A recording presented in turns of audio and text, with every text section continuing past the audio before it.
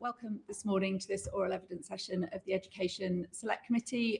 Our session this morning is part of the first of two oral evidence sessions that the committee is holding to look at issues around screen time and social media in the context of the government's consultation on future policy in this area. The committee, our predecessor committee, undertook some important work in this area, and what we're wanting to do is to refresh the evidence that we've taken in public so that we can make a contribution to the government's consultation.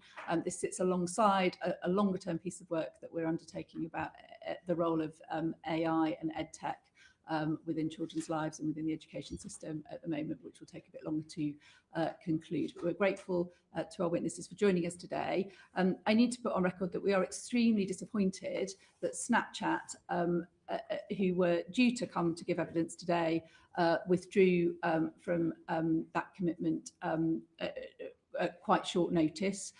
We are hoping very much to hear from Snapchat on their own at our meeting this time next week. But I should put on record that we have taken the formal decision today that we will use our powers to summon a witness from Snapchat in the event that they're not cooperative with the committee in coming to give their evidence. This is important given the prevalence of children's use of Snapchat and their relevance to the debate that we are having as a nation and within this committee at the moment. But I'm very grateful to the three witnesses who have joined us today. Can I invite you to introduce yourselves to the committee, please, starting with Alistair Law. Thank you, Chair, and fully share your view on the importance of being able to give evidence in this debate. I'm Alistair Law. I'm Director of Public Policy for Northern Europe at TikTok. Thank you. Rebecca Stimson. Good morning. I'm Rebecca Stimson. I'm the Director of Public Policy UK for Meta. Thank you. And joining us virtually, we have Laura Higgins. Thank you for inviting me and facilitating the virtual joining. Hi, I'm Laura Higgins. I'm the Senior Director of Community Safety and Civility at Roblox, an immersive gaming and creation platform. Thank you very much. I'll begin our questioning this morning.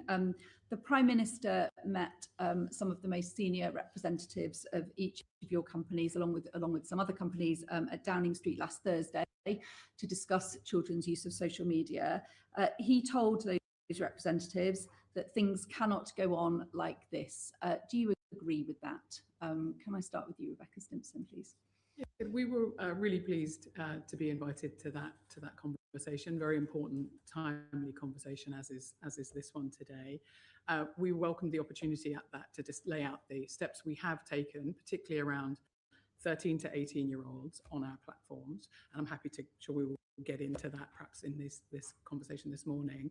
But we also absolutely agree that this is not a job that is finished and done, unfortunately, and that there is always more to do to ensure safety, particularly as technology involves. So we recognise the really real concerns that were expressed at that roundtable, and we look forward to working with the government and Parliament as we all continue through the consultation process on what next steps might be the best idea. Thank you. Alistair Law. So look, I represented TikTok at that meeting in my capacity as Director of TikTok UK Board, and I was very pleased to do so. Share the concerns that the Prime Minister set out, and it was a number of different concerns that, again, I'm sure we'll go and talk through in more detail. I was pleased to be able to give an overview of the age-appropriate experience that TikTok provides under 16s on our platform, but completely agree with the notion that safety is a race that's never run, and that this is an area that we'll continue to review the evidence of and continue to make changes and invest in ensuring that children on our platform are protected. Thank you. And Laura Higgins. Thank you. So I understand that the meeting held by the Prime Minister was specifically in relation to social media platforms. So we weren't invited to that conversation. We are, however, very pleased to be part of this broader conversation. We share the committee's commitment to keeping children safe online. We work very closely with, we want to work with the committee and with government to make sure that we're all helping to contribute to this conversation, to make sure that any rules that come out of the process are proportionate and well targeted. We recognise as a platform that is used widely by children that it carries real responsibility, and we don't take that lightly. So we're looking forward to the conversation and sharing some of the work that we're doing. If I may say, the tone of those initial answers is very much that there is work to do, but this is a kind of managed business as usual progression with some monitoring and possibly some tweaks. Alistair Law, the committee's been briefed today on a report coming from a police investigation that children on your platform are being groomed into sexual activity, are selling themselves through that grooming, and that content of that nature via TikTok is ending up on the dark web in the hands of predators. Do you think monitoring, engaging in a debate and taking some further steps is enough in that context? In the context that you mentioned just there, we absolutely abhor that kind of activity. It has no place on our platform. When we became aware of the report that you mentioned, which was first reported in the Telegraph, we immediately contacted the Home Office, the National Crime Agency, Crime Authority, and within a couple of days we're talking directly to the police force itself. We have a number of different steps that prevents and acts against the kind of activity that you've just described, which I'm very happy to go into. But in terms of taking that report and trying to make sure that we identify direct harm and learn lessons from it, we were speaking to the police force within a couple of days. We have law enforcement teams that are designed to engage directly with police forces so that if there's any violative activity that is taking place on our platform, we can respond to it in real time. We can then continue to build our learning because, as you say, the predators and the objectionable bad actors in this situation are always going to be looking to use whatever means they can to achieve their objectives. We have a whole set of things that we do on our platform: use of content moderation, taking down and prevention of any live streaming by somebody under the age of 18, additional checks as to how old they should be. But when we identify activity that is seeking to circumvent that, we want to know about that as quickly as possible, and we want to be able to take action and close any gaps as quickly as possible as well. So we're working with the police force, OCCIT, to further understand what is it that they've learned, particularly in an off-platform environment, because as you say, sometimes what we find is that people will be trying to direct people off platform, and the more that we can learn about what takes place in closed spaces, be it the dark web or encrypted messaging services, the more that we can strengthen our measures. To completely agree with you, that needs robust direct action, and it's action that we're taking. And again, that response might be a reasonable and credible response if this was a exceptional type of activity that was occurring sometimes and you were reacting immediately to something that was occurring sometimes. That the report says the abuse and sexualization of children is frequently noted taking place on the platform itself. Within just a few days of reviewing offender behaviours on the platform, OSIT noted hundreds of accounts dedicated to the sexualisation of children, many of which specifically focused on those from the UK. So this is normal across your platform. This is not exceptional harmful behaviour that's happening occasionally. Why aren't you stopping it?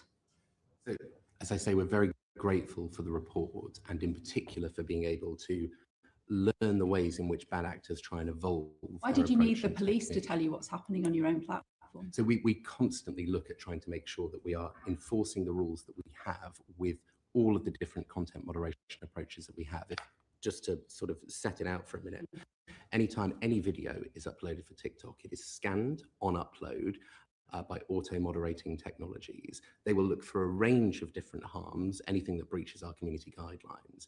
And there are certain things that actually AI models have been pretty effective at being able to identify. Nudity is a great example. It's prohibited on our platform in general, leaving aside obviously even see some of the most abhorrent images, but it's prohibited in general, and we're quite effective with our AI models because they have good training data and they're very effective at blocking it on upload. We take other measures such as ensuring that under 16s don't have access at all to direct messaging, and where direct messaging is allowed when you're over the age of 16, still ensuring that we're proactively scanning any images for known or novel CSAM as well. None of that means that we have completed our work in terms of preventing activity on that, because of the fact that people evolve their approaches. And what we have met with OSIT about and are continuing to learn more of is what are the evolutions that predators are undertaking to try and circumvent approaches and to evolve their behavior, so that, you know, maybe they're using keywords that are discussed on the dark web, and so we need to understand those keywords so that we can block them and prevent people from off-platforming on that basis. It's a constant level of evolution, but I do want to assure the committee that we are dedicating the priority resources on a significant level to tackling it. I just wanted to drill into that example kind of early in the evidence session, because I think it demonstrates that with the best will in the world, you can't control it, and you haven't been controlling it. It's not, you know, we can't accept that that level of harmful activity is normal across the platform, and that you're doing best endeavours to make sure that it doesn't happen when it continues to happen. Would you agree that the approaches that you're deploying so far aren't working, and this is something that as a platform like yours simply can't get a grip on, and therefore we need different approaches to the ones that have currently been taken to keep our children safe? I think any single example of harm relating to that kind of activity occurring on the platform is obviously a failure and something that we need to directly address. At scale, the kind of moderation approaches that I was talking about mean that of the violative content that is available on our platform in general, 99% of it is taken down on a proactive basis under our activity, and close to 90% of that is taken down with zero views on pure automation, so not even involving humans as part of that. Now, is that a complete and total deliverance of what we need to do in this area? No, and we need to continue to work on that. But from a scale perspective, the models, the investment that we have in AI and our content moderation approach is doing huge work to ensure that our community is kept safe. Our responsibility is to continue to enforce, invest in improvements in that enforcement, and, as I say, work with partners like this police force, like the NCA, to make sure that as bad actors evolve their techniques, we're aware of that as soon as possible, and we can put our own measures in place to address them. Let me go to Chris now. Thank you, and thank you all for your time today. The previous iteration of this committee reported in 2023 about a distinct concern about the harms of screen time. In fact, they specifically said, and there's an overwhelming weight of evidence submitted to us suggesting that the harms of screen time, social media use significantly outweighs the benefits for young children. So I just wondered whether you would agree with that assessment, and if you do, or even if you don't, what benefits do you see that young people gain from using your service? And that's the answer, really. Rebecca, do you want to go first? Yes, of course. So I think there's lots of benefits that people gain. You can see on our platforms, on Instagram in particular, people are following things like BBC Bite Size, some of Britain's best institutions, museums. There's great tutoring and school and education support, which I know will be particularly relevant to this committee. I think what we've generally found is that clearly screen time can be a problem if someone is passively scrolling. Over consumption of anything can be a problem. I think it depends a bit what you're doing, and because of that, we have this thing called teen accounts, where we have defaulted all 13 to 18-year-olds into a much more restricted experience. We give people a nudge after an hour, or teens rather, a nudge after an hour of being on the platform. It's muted overnight, and we have parents control so they can set the right screen time for their particular family, and that can be down to as little as 15 minutes a day on their apps. So I think there's a mixed picture about screen time concerns. We absolutely hear it, and we've tried to respond to that by giving people choices. I'll just come back on that really quickly, because it's interesting what you said about the difference, the experience you give to teens. I mean, I've got Facebook because I'm that age, right? And I think there's a real danger to spend a lot of time scrolling, because the algorithms are specifically designed to give you more content that you want. So I get a lot of stand-up comedy because that's what I'm interested in, right? So is there, and the problem with that, I think, is that potentially extends the amount of time people spend on a screen, potentially to levels that aren't actually good for them.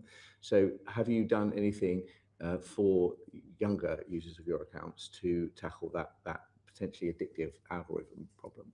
Yeah, so as I said, our recommender system is designed to offer you connections with your friends and your family and the things you enjoy, and that can, as you say, lead to if you like comedy and it keeps giving you that. So what we've done, particularly as I say, for 13 to 18-year-olds who have been defaulted into a more restrictive set of restrictions, they get told after an hour to leave the app. The app is muted overnight, so between, I think it's 10 p.m. and 7 a.m. But also we've given, that account is then managed by a parent, and they have full control over the time. So if they felt like they wanted to restrict their child's time online, it can be reduced to as little as 15 minutes a day. What we haven't enforced that centrally, because there are lots of examples of young people making really great use of these apps to connect with issues they care about, for activism, for hobbies and interests and education. So we think it's better to leave it, to give some control to the families over it. Like I said, we interrupt after an hour. Is there, just in terms of the idea of having a teen account, my concern would be, is there not a danger that, you know, young people, teenagers, just set up an account?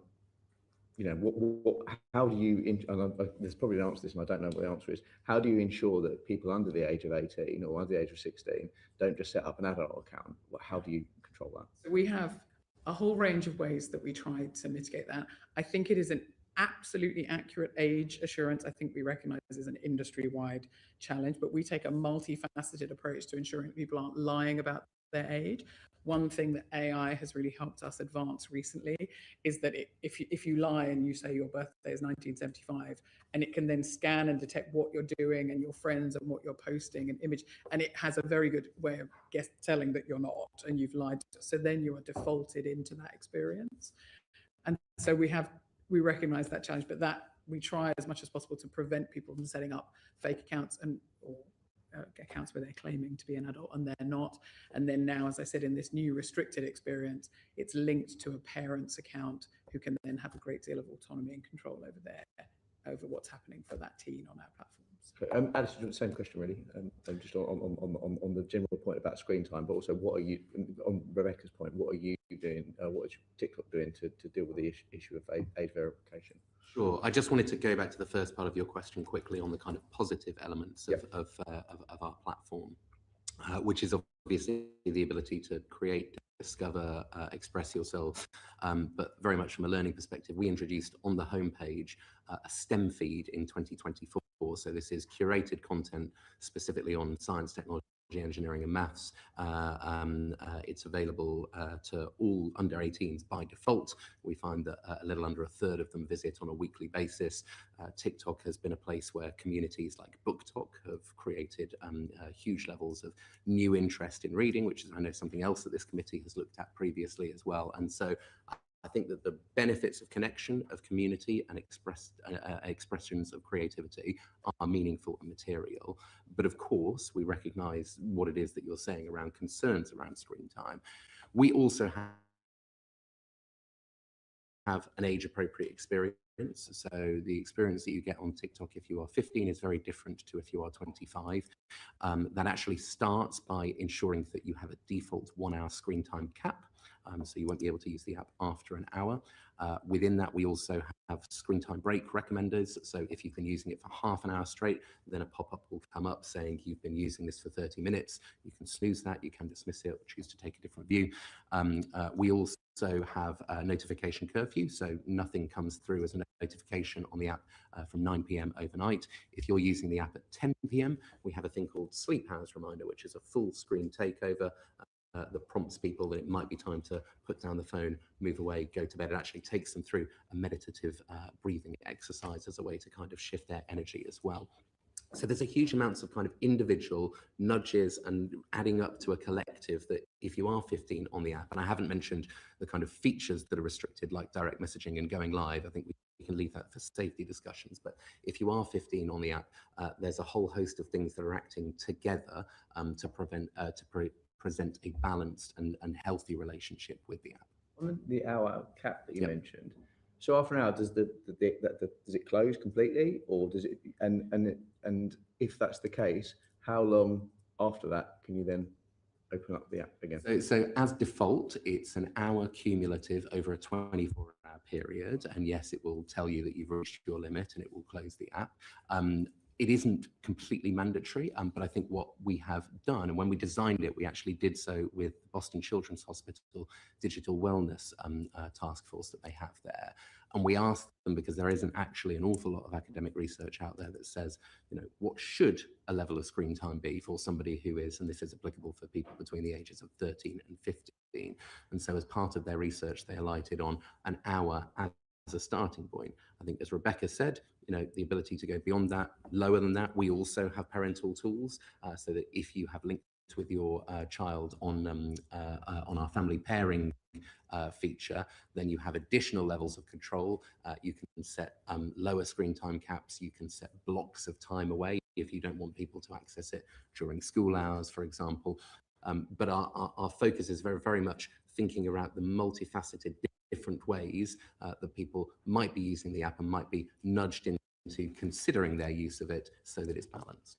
Thank you. Because just come back to the initial part of the question. So the previous committee found that social media and screen time does pose harm. Would you agree with that to be the case? And I'm talking in terms of, I think what you're saying is, you put that hour cap in place for a reason. So you would say you would have concerns of a young person, particularly using social media for a longer period of time, in a 24-hour period. I think, as Rebecca said, the idea of overconsumption of anything is something that we want to be concerned about. We will always be led by the evidence on this, but I think the evidence is contested, be it UNICEF findings as well, that screen time as a whole, and then particularly the idea of a particular limit, I don't think has been firmly established from an academic perspective. I know you're hearing from academics later on at the moment. So from our perspective, putting in place a range of different measures that act together and giving people agency as well. So, you can think of the interventions that we have in sort of three buckets. So some stuff that is just on and you can't change it. The notification bit that I was talking about earlier after 9 p.m. or the screen hours report that you're given at the end of the week, that's just on. Then there's things that are on by default. You could opt out if you want, but I mentioned, for example, the full screen takeover meditation breathing exercise. We found that 98% of under 16s kept that on, and as a result, we extended that to under 18s as a whole. And then you have things that you can opt into, like the family pairing parental control. So all of them are kind of little nudges, little features that collectively add up to something I think quite powerful. Yeah, and I take your point about the evidence, but I mean, I always mention this in every select committee, but I did used to be a teacher, and one of the things that I'm concerned about, and Rebecca touched upon it briefly in her statement, was about the amount of time young people are spending on these platforms late into the night. So you've mentioned that you've got this 9 p.m. curfew, call it that, but actually that isn't mandatory. So there is a danger that young people will ignore that. Have you got any evidence to suggest? I mean, I think you said 98% didn't change that function. Right. But have you got any evidence in terms of that? But they could still then go back on it afterwards, presumably. So, do you think there's more you could do to ensure that young people aren't potentially sitting up scrolling through TikTok, whatever it is, for till 2 o'clock in the morning, and then the impact that will obviously have on their education? So, what's your thoughts on that? So there's a couple of different things in there. There's the 9 p.m. notification cutoff. So at that point, you won't get anything that buzzes via our app that says, you've received a message or anything like that. Then there's the 10 p.m. sleep hours reminder, which, yes, you're right, you can dismiss. It will then come back. I think it's either 10 or 20 minutes later as another takeover as well. It's not at the moment mandatory. I think this goes back to my point around we will be led by evidence. And so, it's something that we introduced, I think, probably around about a year ago, saw a good deal of take up, and we're constantly working both with our partners. I mentioned the Boston Children's Hospital, but also we have our own safety advisory councils, including a global youth safety council, to evaluate what more we can do.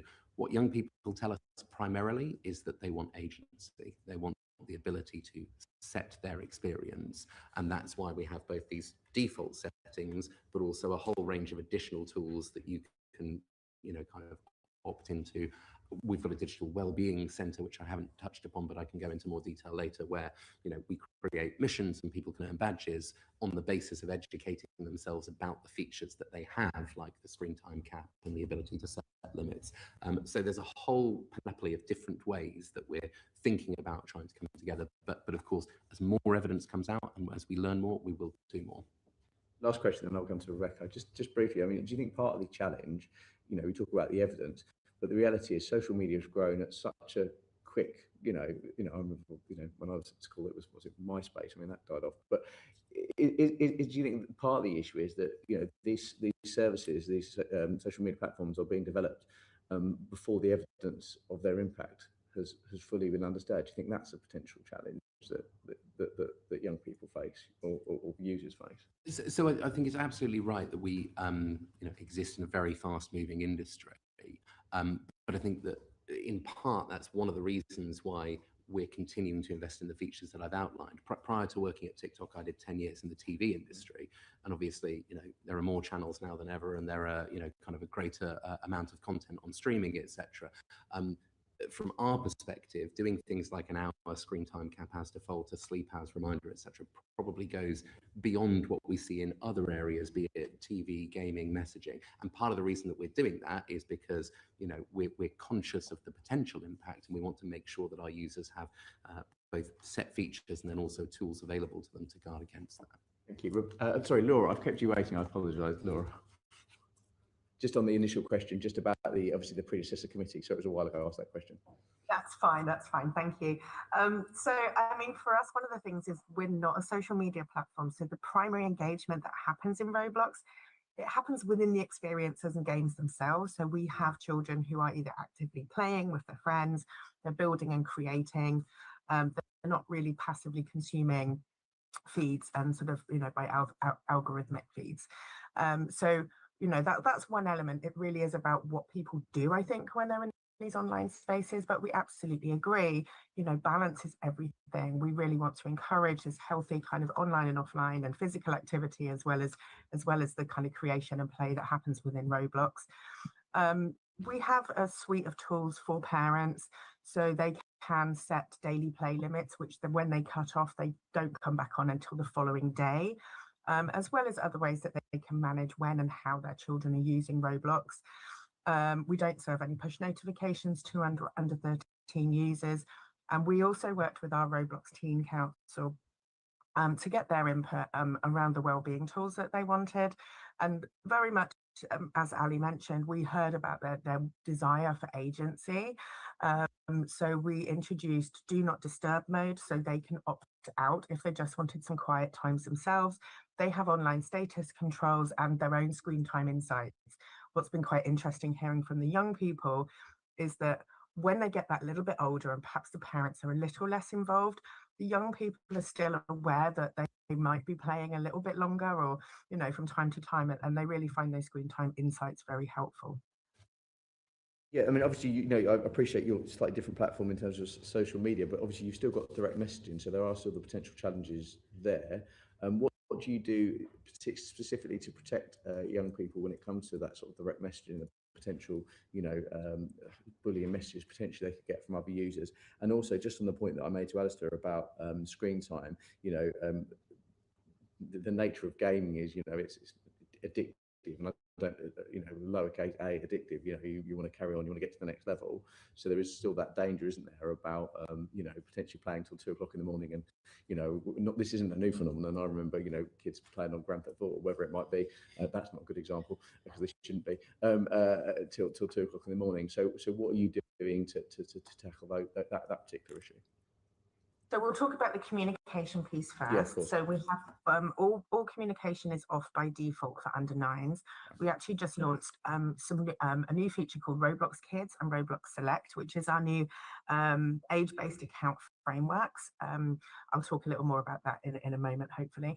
But Roblox Kids is really for the under 9s. It's a ring-fenced experience where they have games that are really specific specifically suited for that age group and no communication. In terms of direct messaging, communications are off by default. They are opt-in, and we need parental consent to access those messages. So that's just one piece. In terms of the kind of problematic use of any platform, of course, we don't want that to happen. We want people to be having a healthy and thriving time on the platform. So for the younger ones, as I mentioned, we do encourage parents to be involved. You know, we take the responsibility for safety. That's where it sits with us. But parents also know what's right for their families. And so that's why we try to give them, you know, that more granularity to manage what's right for each individual child. We really, you know, what we see on our platform doesn't tend to be that very long play sessions. It tends to be more kind of weekends. It's kids getting together after school.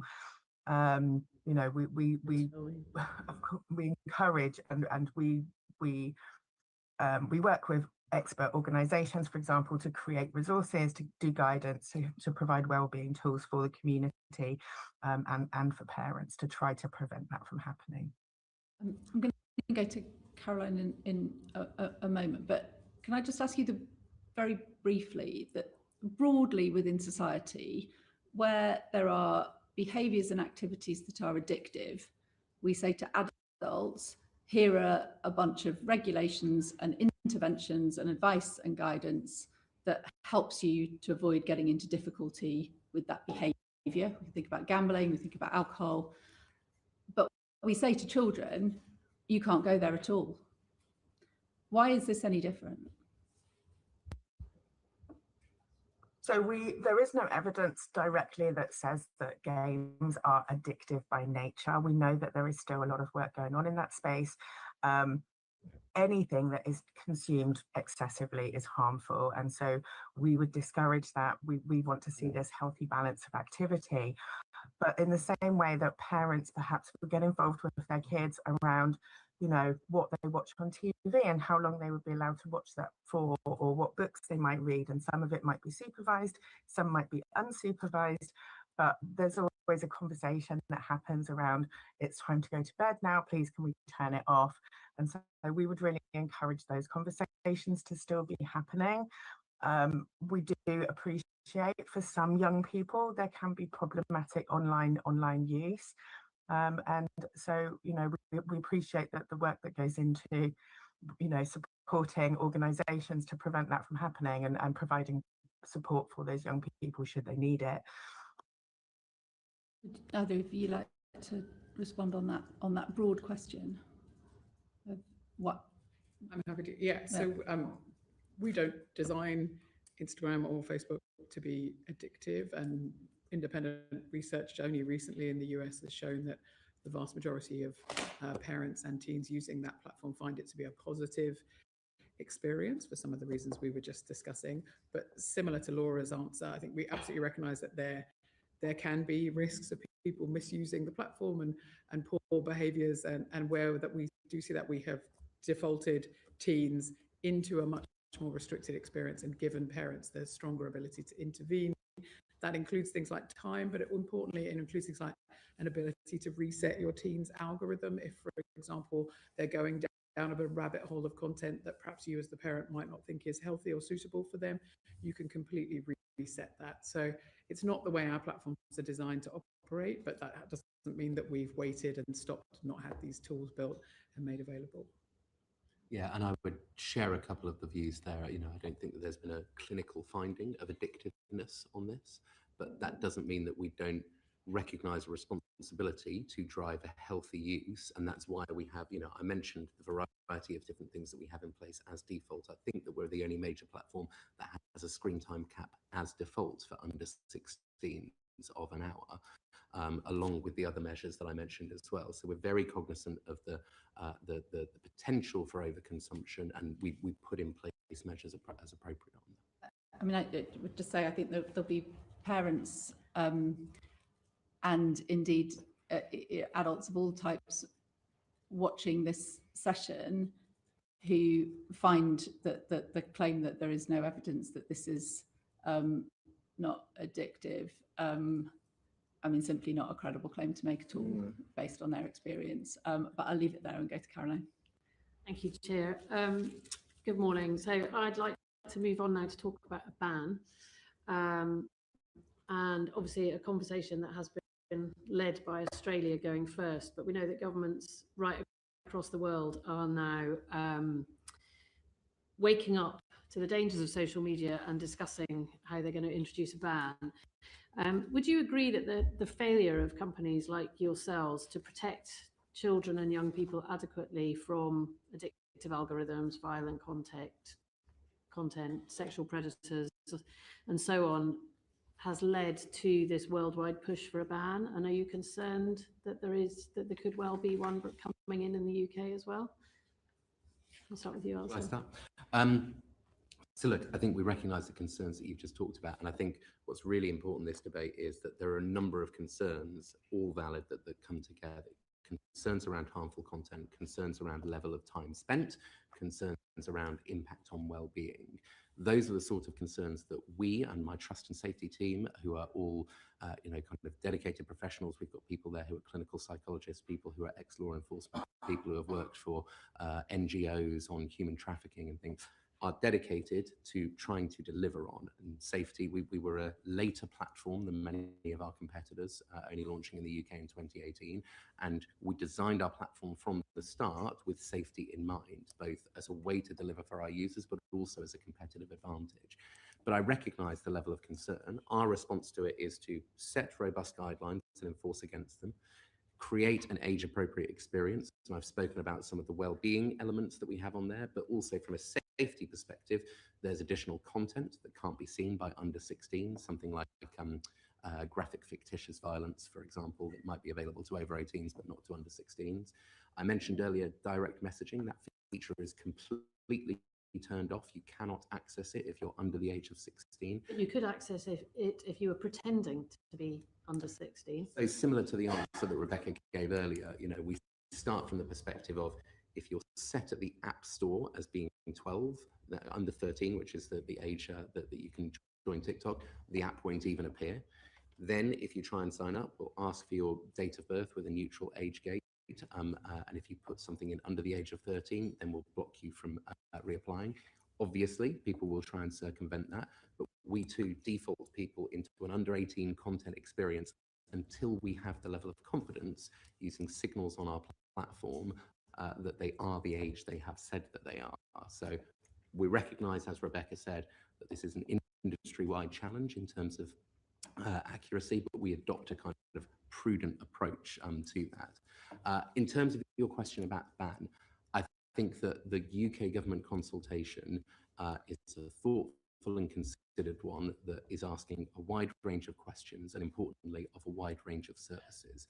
Now, the OSA regulates 150,000 services by, I think, Ofcom's own measures. And, the three different buckets of concerns about harmful content, concerns about time spent, and concerns about well-being, are ones that are applicable to children's experience online as a whole. And so I think the most important thing that we think is, we think we've got a good model, setting rules and enforcing them, and an age-appropriate experience. Can you find a way to bring other services into that level of model and have a level of collective learning about what age-appropriate experiences look like? If you can't, then clearly for policymakers, for this committee, for government, a more robust option is possible, but one that I think needs to operate across the board if it's going to go to the heart of what it is that parents are concerned about.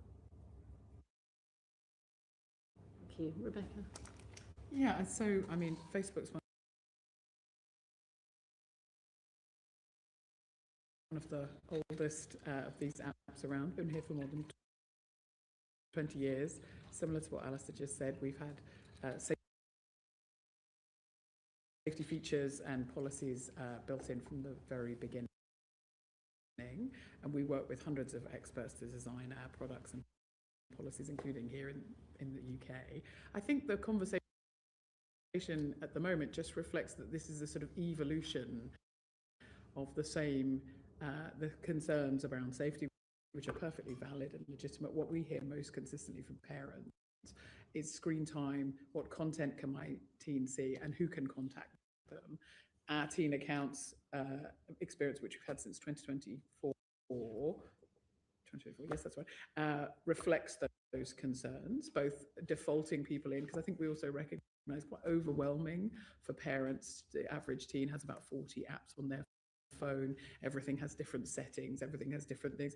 So we have realized that it's actually much more helpful to default in and allow parents to come out if they choose to do so. Only those things can only be turned off for under 16s by the parent. But I think interesting things like, as we mentioned in the consultation, around what kind of features and functions are right for younger people. I think that's a kind of evolving conversation that we're really interested in having, that conversation to look at whether things like autoplay, infinite scroll, other features should now also be looked at. We have some restrictions on that already, but we're interested in where that conversation might go as the conversation evolves around the right measures for online safety for younger users. And do you think ban is the right word? I mean, it's an interesting word, isn't it? Because we don't allow children to go into nightclubs because they would be exposed to alcohol and other harms. We don't allow children to drive a car. We don't allow them to smoke. We don't call it a ban. We don't say 14-year-olds are banned from going into nightclubs. We just say you have to be 18 to go to a nightclub. Do you think that, given everything that we're seeing with children's problematic use of social media and the effect it's having on mental,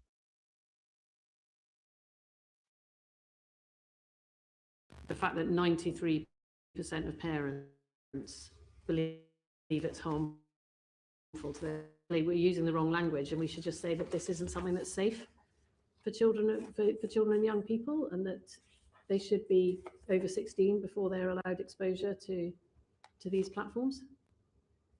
I think part of our the reason why we don't think a ban is the way to get is partly because, as you said, I think it's going to lead people to believe that it's impossible to access these apps.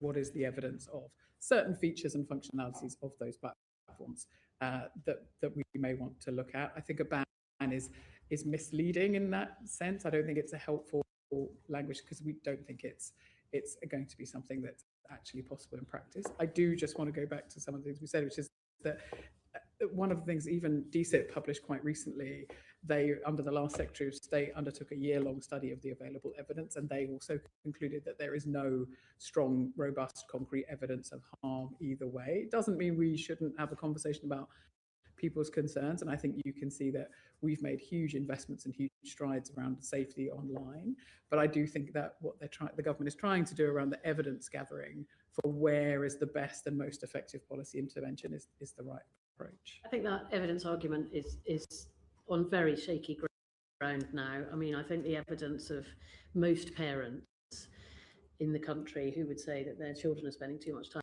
online would suggest that there is a problem. Anyway, I'd just like to move on to the problems with the Australian ban, which you mentioned, Rebecca. So the e-safety commissioner in Australia has criticised practices from platforms, including both, apologies, Laura, we'll come to Roblox in a second, platforms including both TikTok and Meta, for repeatedly messaging children who are under 16 to try and encourage them to age assure themselves for the platform, using unreliable facial recognition software, letting children repeatedly try to age assure if they fail at the first attempt, and making it hard to report age-restricted accounts. So I'll start with you, Alistair, briefly. How would you respond to these criticisms? I think we, as I say, have a multi-layered approach to age assurance that represents the investment that we've made into AI models and signals that we can use on our platform. And at the moment, we use that for 13, which is our cutoff point, and for identifying whether or not people are the age that they say they are, under 18 or otherwise. And from an Australian perspective, it's what we're using plus some additional aspects to allow them to appeal for under 16 and stopping use there. I think this goes back to the point, which is a really important part that the consultation needs to establish and address, which is what is the collective view from an age assurance perspective about how much confidence you want? You talked there about the idea of unreliable facial age estimation technology. That's an element that is at use under the OSA for pornographic sites here in the UK, and there are obvious challenges and trade-offs that you begin to make between privacy and safety when you go down the route of using that as a sort of sole way. We have an approach that at the moment uses your activity on the platform to estimate whether or not you're the age that you say that you are. And when you want access to riskier features, such as going live for the very first time, we have a more robust series of things, and we ask for ID check or a facial age estimation. But it does show that there is, kind of a variety of different drawbacks and benefits to different versions of age verification. I think it's a critical element that the consultation will have to opine on, because whether or not you set a limit at 16 or you set different experiences under the age of 16, it does come back to the level of confidence that you can have in people being the age that they are, that they say they are. Would you say that TikTok is guilty of messaging children under 16 to try and get them to age assure and to let them repeatedly try if they? I think what my understanding is that what that referred to was, as we were coming out up to the period of the ban, we were encouraging people to verify at the higher level if they were over the age of 16. If people had lied and we hadn't caught that, then that results in them being messaged. But obviously then the additional level is then aimed at identifying that. Yes, similar. So as I mentioned previously, we use AI detection. So even if you've lied about your age, we try and work out, we try and detect that, and then we'll age gate you into then proving your age. We had done, we used Yoti as guided by the OSA for facial recognition, but also document verification.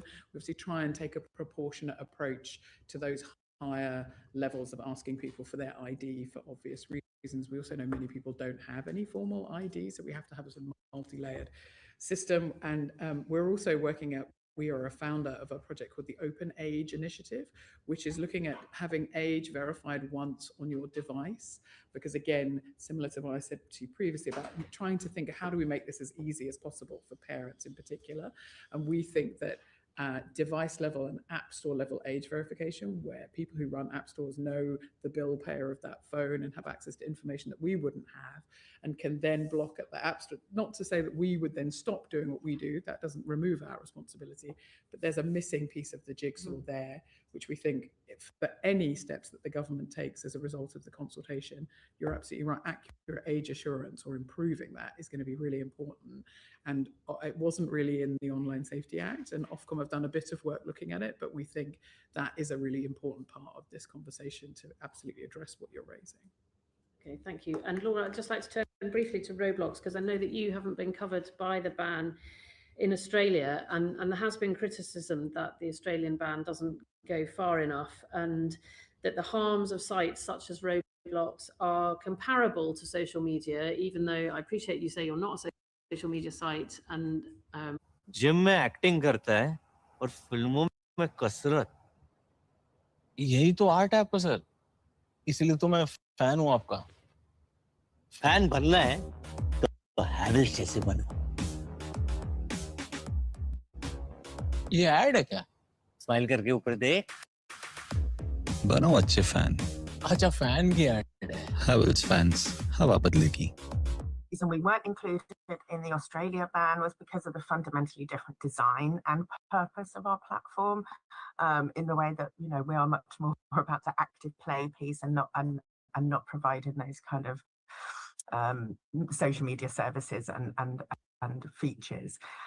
One of the things I think that, again, the different types of experience that young people have when they're on our platform, I think a blanket ban that captured us would really remove access to a lot of educational and creative experience for a lot of young people, particularly here in the UK. We also, we're concerned about pushing young people to less regulated environments. We know, by example, from what's happened in Australia, that a lot of young people were using VPN and still going into these sort of less regulated spaces. I think, we're not pushing back on regulation. We do understand that there is a need for it, but we really want to make sure that the regulation follows all of the evidence around, what features are appropriate and how young people are actually using these different platforms.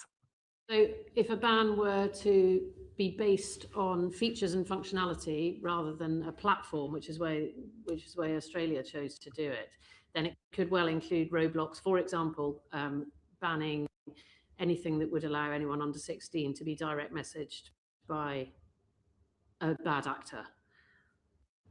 So we've already rolled out a huge number of safety and policy updates, 145, I think, in the last year and a half. Most recently, just last week, we announced Roblox Kids and Roblox Select. So this is our new, as I say, a age-based framework for making sure that young people are having the best experience for their different ages. This follows on from the previous work we did around facial age estimation, which we launched in January, which really narrows down the communication around who children can talk to, putting them in buckets with children who are a similar age. They can talk with children just a little older and a little younger, but it would be in the same way that, for example, they would probably hang out with kids from a year above them in the playground at school.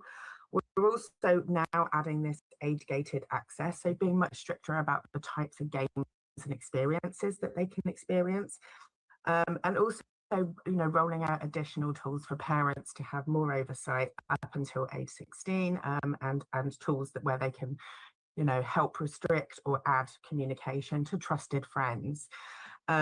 So, for example, that adults being able to make contact with an unknown teenager, for example, would not be able to happen. It's mandatory facial age estimation.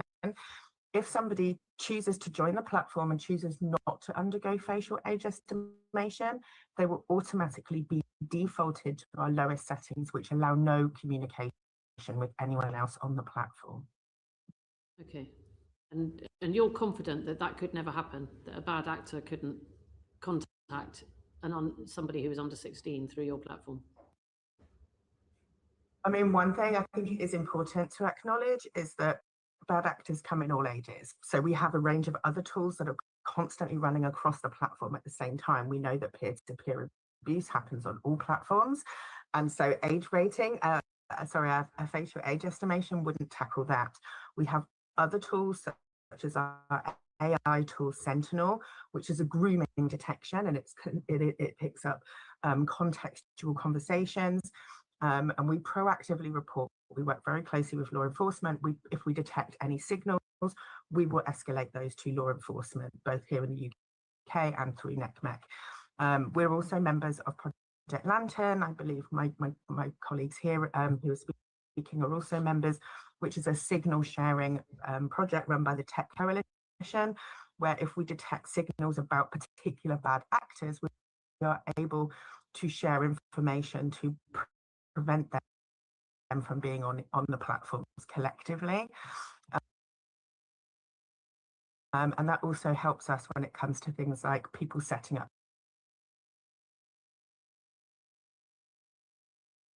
old accounts. We're able to track them and ban them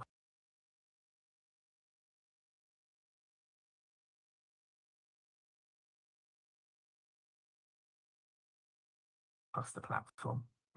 There was a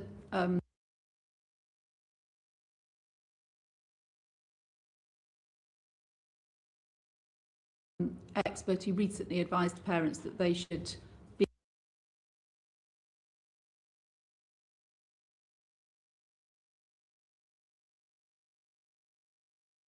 be with their children at all times while they were on Roblox.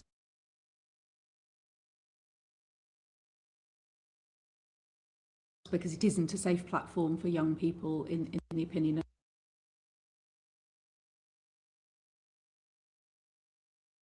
of that expert. How would you answer that? I mean, I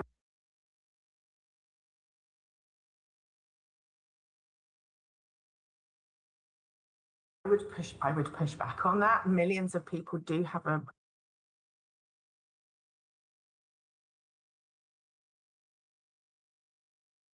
and really safe and healthy experience on Roblox all the time.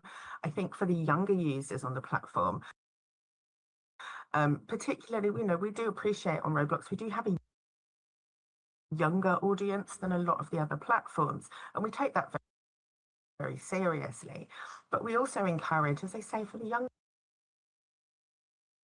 ones, this might be their first experience of going into an online space.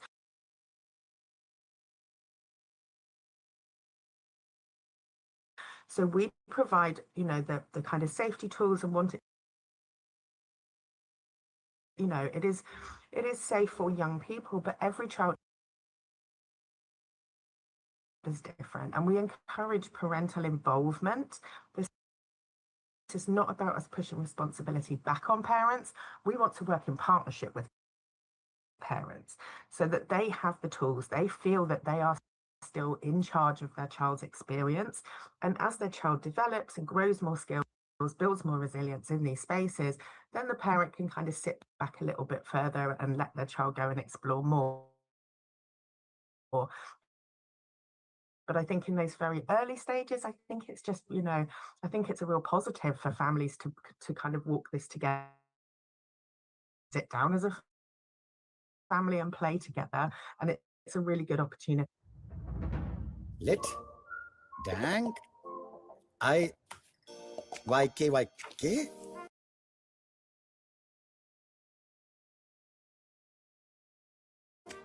Slay, skibbity,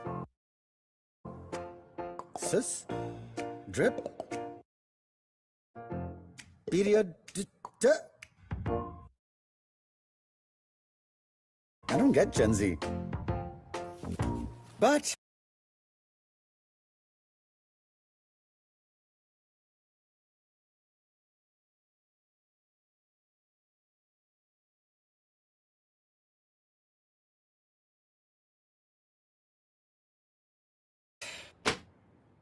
Falenko does. Get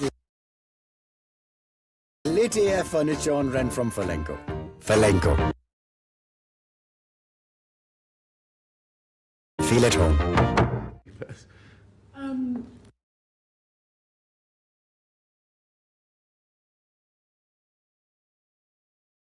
Yeah, I think it's obviously a different thing to the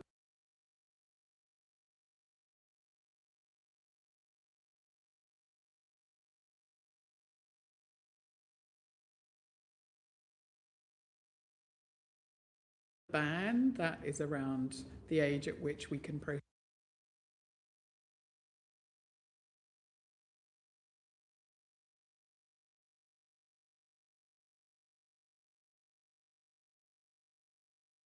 a person's data without their parental consent.